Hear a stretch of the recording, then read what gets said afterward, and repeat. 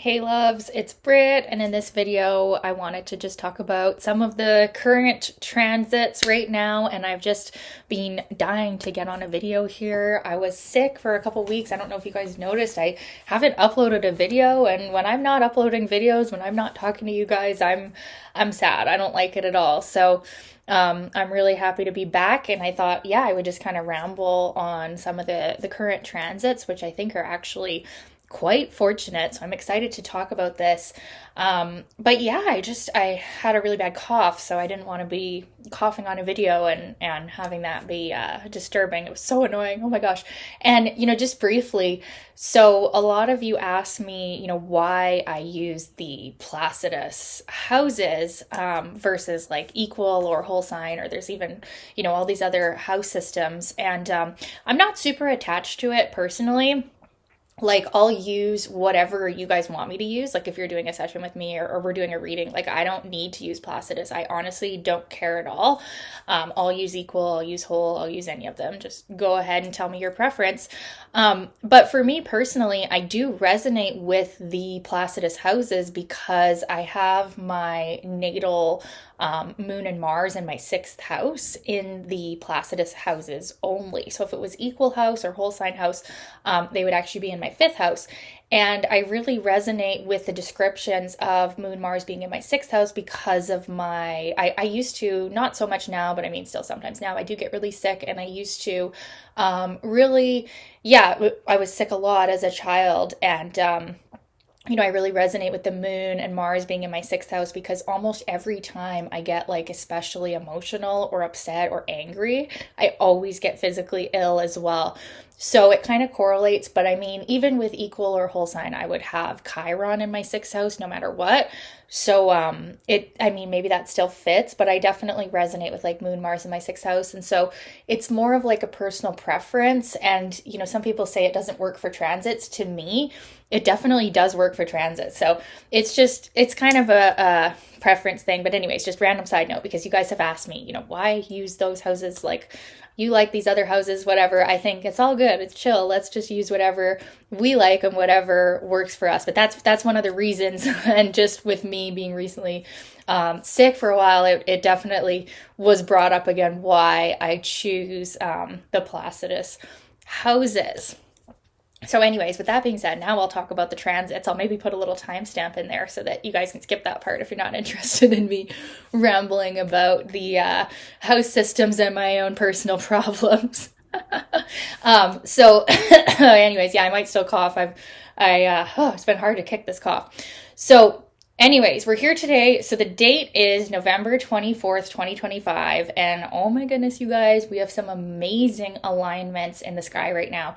What's really piquing my interest here is we have Mercury and Venus in almost an exact conjunction in Scorpio. And they're also involved in the grand trine that's been very prevalent lately in, every time we have a planet go through Scorpio. So we've had the sun go through there, and now we're having Mercury and Venus. Mercury's already done it one time. This is actually the second time Mercury's been involved in this grand trine, and it's not the last time either. It will also, when Mercury goes direct later this week, it's going to also do this again, be involved in this grand trine with Jupiter and Saturn and Neptune. So it's just amazing, this grand water trine that we have. And then, yeah, with the Mercury-Venus conjunction, this is really lovely. I mean, astrologers, we can kind of pick like our preferences, but like you can't really get a better aspect than Mercury conjunct Venus. And, one of my books, or one of my oldest books, I think it's Astrology, a Cosmic Science, says something like, Mercury and Venus can never be that far away from each other because the heart and the mind, need to be connected, or something. Like, I'm probably saying that wrong, but I really do think that when we have Mercury conjunct with Venus and Scorpio and then involved in this grand trine, there is really a great potential right now to share your heart and to, really speak your truth, speak from your heart. Like, if there's someone that you have a crush on and you've like been waiting to tell them, I really think now with Mercury retrograde conjunct to Venus in Scorpio, this is definitely the time to do that. But it doesn't have to be related to that. It could be related to, you want to look at where in your houses, like whatever house system you use, where this conjunction is happening. And yeah, I think that truths can be spoken right now, but also in, kind of a more loving way than we would usually have with Mercury just in Scorpio, standalone. But because Mercury is conjunct with Venus, it's like we're able to be piercing, we're able to like tell the raw, real truth, but we're also able to do so in a way that's very loving. So it's like loving, emotional communication. So declarations of your love, or just speaking, like something that I've realized recently is like, I want to tell my story more. I'm a widow and I've gone through just the most insane few years since my love and spirit passed away from the physical. And, some of the stuff I've gone through, I've kind of been, keeping it all in. It's not really something I talk about a lot, but, I've been realizing how healing it's going to be for me and for other people if I like share my story more and share, how I'm on the other side of some of these things that I've been through. And really, I feel like it's coming out with this Mercury in Scorpio, this retrograde, and then Venus in Scorpio now conjunct to Mercury. It's like, yeah, I really feel ready. Like, you guys can join my Telegram channel too, by the way. That's where I share more like of my real stuff, is on my Telegram channel. I should add that into my links. But yeah, I'm ready to share like some non-astrology stuff, not necessarily on this channel, but definitely on my Telegram or on my other social medias like my Facebook and my Instagram. Yeah, I want to share some of my story, from grief and loss and attacks on my soul, being a suicide widow. It's definitely not a comfy, cozy thing. You definitely get a lot of hate. You definitely get a lot of blame that is very, very wrongly given, but it's like they have nowhere to give it. So it's a whole thing, but I'm ready to talk about it. And yeah, I think that similarly, in your own life, we're going to be feeling like there's maybe something that you've kept buried for so long and you're now ready to like talk about it. That's what it feels like. It's like, because the Mercury retrograde is showing that it's something from the past that we're now ready to express in a way that's going to be like very emotionally healing for us and also for other people as well. Mercury trine to Jupiter, Venus trine to Jupiter, that could really show that there's actually abundance going to come in when you communicate your truth, or when you communicate that uncomfortable or scary or vulnerable truth. Mercury in Scorpio is not a light energy. Like, this is some demons in the closet kind of stuff that maybe needs to come out to really allow you to move forward. And also, Jupiter trining Saturn, and Mercury and Venus trine them as well. This really seems to be like the most fruitful like thing that you could do is share your real truth right now. Now, it could also be to do with like a financial matter, but you want to look at, where this is activating in your houses to see more specifically. But because Jupiter and Saturn are trine and Venus and Mercury are also trine, it's like, this seems like it could be something that's even not just emotional, but also material, also to do with the physical, also to do with like potentially the home. Jupiter in Cancer and Saturn and Neptune in Pisces, some deep, like far-reaching, emotionally healing energies could be present right now. So it's like, you might not feel like your story is important to the collective healing of humanity, but it absolutely is. And like, facing the emotions and facing the fear of like speaking up or standing up for what's truly right for you. We do have Mars in Sagittarius, which is kind of like this warrior energy too right now. It's like far reaching when you are authentically you and you share your like real truth. It's healing for the world, and like, you don't have to hide it out of fear of what other people are going to think, or, the judgment. It's like, being truthful, like saying it like it is. Mercury and Scorpio can be very like cutting and like raw, right? But we do have this Mercury-Venus conjunction happening. So it's like, it's still Scorpio, but it's like going to be a little bit softer with these other aspects, but it's still very real and raw right now. And then they're also both quincunx to Chiron right now. So the quincunx, or the inconjunct aspect, is especially significant for healing, because Chiron is the wounded healer. So Venus and Mercury quincunx to Chiron, I feel like it is like a little bit of a pain point to speak up, or it is a little bit of like a painful issue that we're resolving here. but it's very necessary. And yeah, it's definitely a part of your journey. So what else do I want to say about all this? It's actually lovely. And so what will continue to happen, so I've got my little notes here because I want to have the dates right for you guys from my little pocket astrology book. So Saturn is going direct on Thursday, the 27th, so just in a few days here. So when Saturn changes motion, whether it's going retrograde, whether it's going direct now, it does feel very heavy. Like it's definitely, we feel Saturn's energy, or any planet's energy, the most strongest when it is stationing, either retrograde or direct. So this week and even the following week can definitely feel very heavy or Saturnian, right?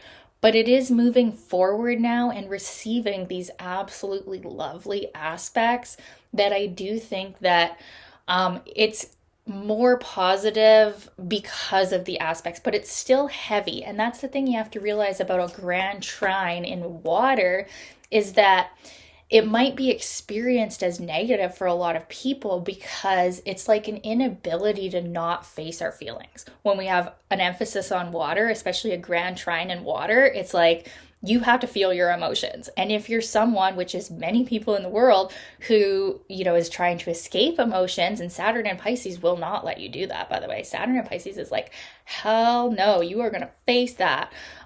So it could be quite uncomfortable if you are trying to run away from your emotions, right? But if you're feeling them, if you're owning them, if you're like digging into yourself and like doing the depth work, it's very, very powerful and very, very fortunate for that. But I do want to emphasize, because a lot of people might be going through crisis right now and being like, what are you talking about? This is a fortunate time.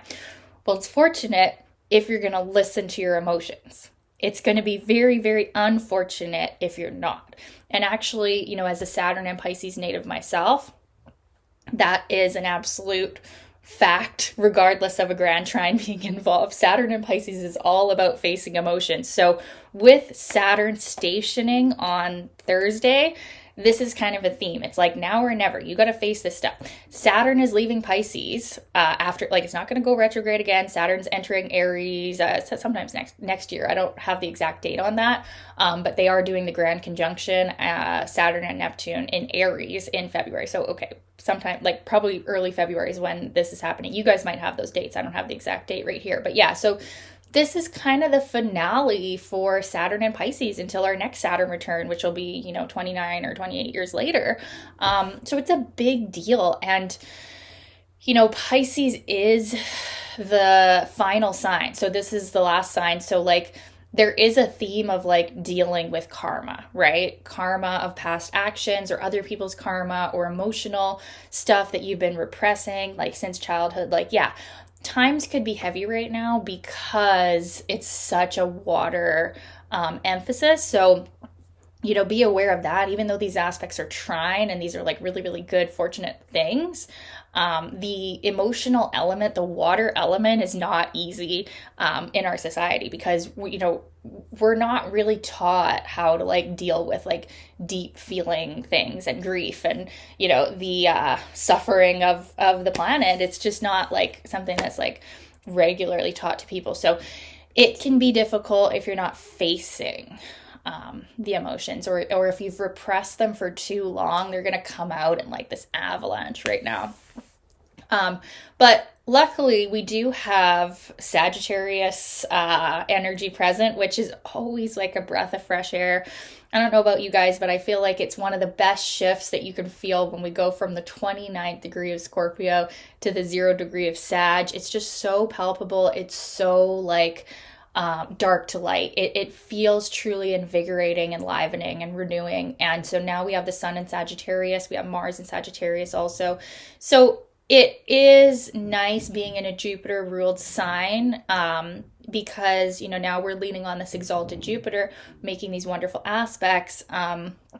So that is a vibe shift. It is probably you're feeling lighter right now than you were a week ago. That Scorpio new moon was extremely heavy and emotional. And then we had even more water than we have right now, which we already like have a lot of water. So The Sag energy feels very nice and very welcome, and it does give you a little bit of spark in your step. Like, I'm super excited. I'm going to be teaching my first astrology course soon, soul astrology. The links are below if you're interested in that. But Sagittarius is my ninth house and my Jupiter, so there was a reason that I plan to teach this course now. Is because, Sagittarius is all about teaching and wisdom and enthusiasm and inspiration. And I'm really like excited to be in that energy. And you guys are probably feeling the same, as it's kind of like we've stepped out of like the dark emotional purge that was very necessary.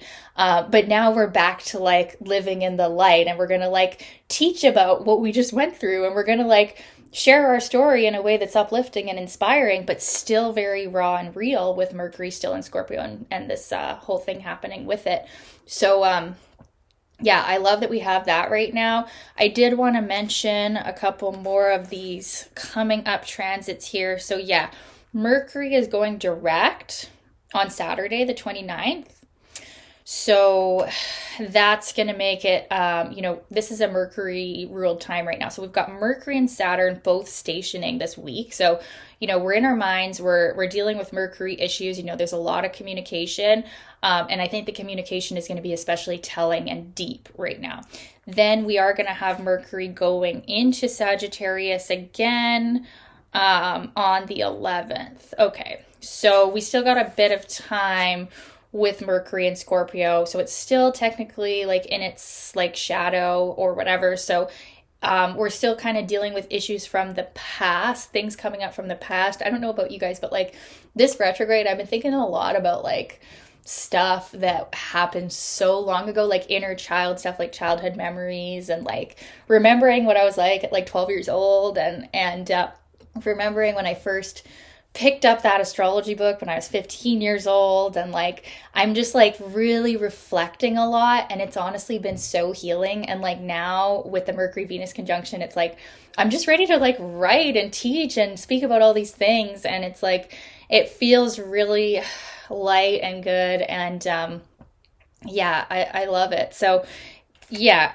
that's happening with Mercury. Then also worth noting, we have Venus entering Sagittarius on Sunday. So yeah, okay, this is what I talked about this in my last transits video too, but before Venus goes into Sagittarius, she's going to make all these awesome aspects. So like I said, we've got Venus trine Jupiter right now, one of the best, like most lucky aspects ever. And then Venus trine Saturn, then Venus trine Neptune, and then Venus opposing Uranus, which is now at the 29th degree of Taurus. So our only Earth planet right now is Uranus. So expect the unexpected with that energy. But I do think with the amount of trines, there's something very big brewing that's going to be very healing, even, like a new relationship coming in, or something sudden or shocking happening in a relationship you're currently in, or even with something financial. There could be some, big thing happen with Venus opposing Uranus. It's kind of like expect the unexpected energy, but then because of all these other aspects going on, it's probably going to work out for the better, I would say. So it's a really awesome week ahead. Like I said, like I think there is some big gifts happening, some definitely big blessings coming in, but like I said, it can definitely be hard if we're not letting ourselves feel, because these are going to be blessings that come from the heart. And if you've been denying or like repressing anything that you truly feel, it can be uncomfortable, even with all these water trines. Like a trine isn't easy in water if you're not dealing with emotional stuff, right? So, but yeah, it's super fun, exciting time. And yeah, I think that's all I wanted to say in this video for now. Honestly, I didn't have this planned. I just really wanted to come on and talk to you guys. I miss you guys. I hate when I'm sick and I can't do videos. My most favorite thing is to do videos and to talk to you guys in my one-on-one sessions, and then also to teach in my course. I'm just so excited about that. If you're interested in that, you can send me an email, any questions that you might have, or the link is below too. We're going to start on December 6th. So we got a little bit of time, not that much time, but yeah, I'm so excited for that. And it's just like the transits are lining up perfectly for me to teach it too, with my ninth house Sagittarius Jupiter. Yeah, anyways, I love you guys so much. Thank you for watching this video and listening to me ramble all of this. It's been very fun, and I will be doing more videos here soon, hopefully even right now. Okay, talk soon. Bye.